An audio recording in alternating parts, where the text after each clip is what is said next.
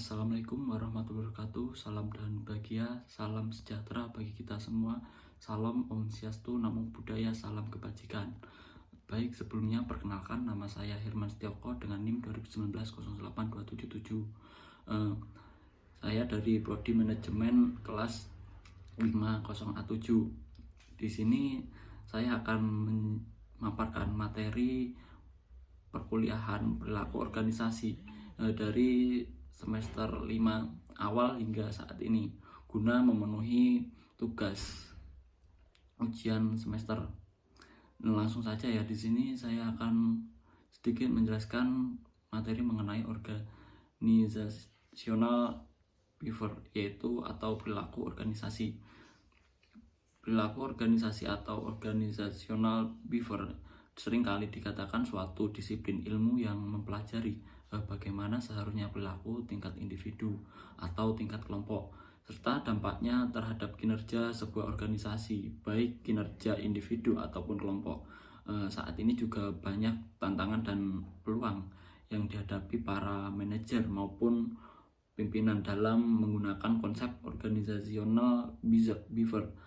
Tantangan dan peluang organisasi tersebut yaitu antara lain ada beberapa, yaitu yang pertama, globalisasi. Bagaimana karyawan itu dapat beradaptasi dengan gaya manajemen yang berbeda-beda sehingga perbedaan tersebut dapat memodifikasi secara praktis.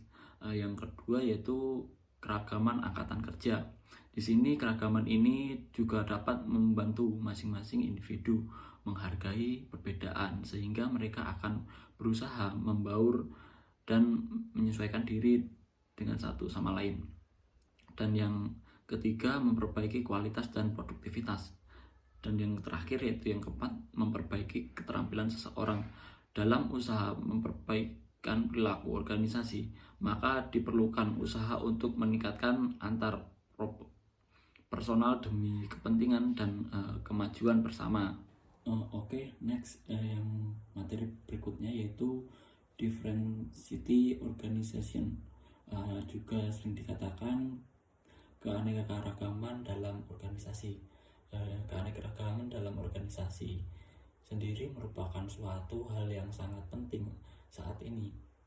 Diversity in organization adalah yaitu keragaman atau juga perbedaan dalam suatu organisasi.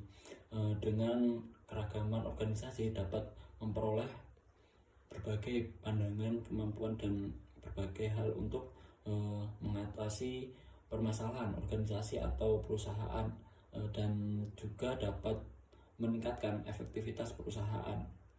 Namun adapun kendala yang harus dihadapi dalam penerimaan keragaman antara lain anggota dalam suatu organisasi, yaitu sebagai berikut. Yang pertama yaitu prasangka, dan yang kedua yaitu kesukaan, dan yang ketiga stereotipe, dan yang keempat yaitu kurang komunikasi dan interaksi antar anggota, dan yang kelima yaitu diskriminasi, dan yang terakhir yaitu pelecehan seksual.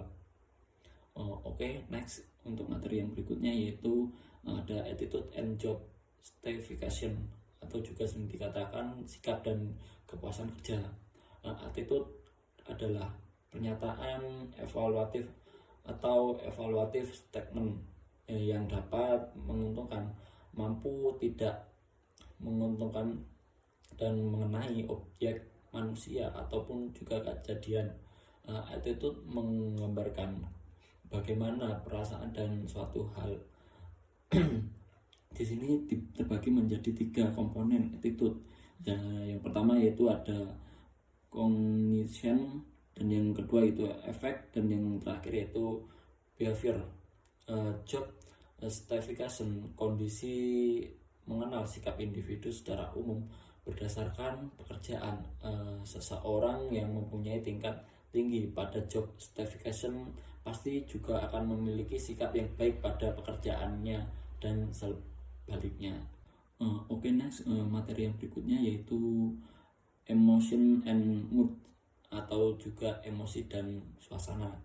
Di sini emosi yaitu perasaan intens yang diarahkan pada seseorang atau sesuatu. Suasana hati atau mood yaitu perasaan yang cenderung kurang intens dibandingkan emosi dan kurang stimulus kontekstual. Untuk memperbaiki suasana hati karyawan, para manajer harus dapat menggunakan humor dan memberi penghargaan kepada karyawan sebagai apresiasi terhadap pekerjaan yang dilakukan dengan baik. Selain itu juga penelitian juga bahwa ketika para pemimpin berbeda dalam suasana hati yang baik anggotanya, maka kelompok lebih positif dan sebagai hasilnya para anggota akan lebih bekerja sama dengan baik. Oke, next materi yang berikutnya yaitu personality and value atau kepribadian dan nilai. Kepribadian yaitu sekumpulan cara bagaimana seseorang individu beraksi dan berinteraksi dengan orang lain. Kepribadian merupakan determinan paling penting bagi individu karena kepribadian menentukan bagaimana seseorang individu berpikir atau perilaku dan juga beberapa dalam berbagai macam situasi yang berbeda-beda. Di sini juga ada beberapa faktor yang dianggap berpengaruh terhadap kepribadian seseorang. Ada 3, yaitu yang pertama keluarga atau keturunan, dan yang kedua lingkungan, dan yang terakhir yaitu gabungan atau konvergensi.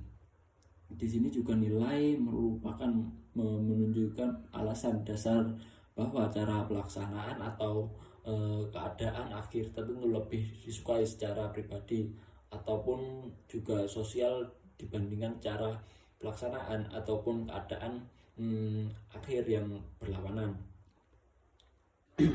Lalu nilai merupakan keyakinan dasar yang menjadi dasar sikap dan perilaku seseorang.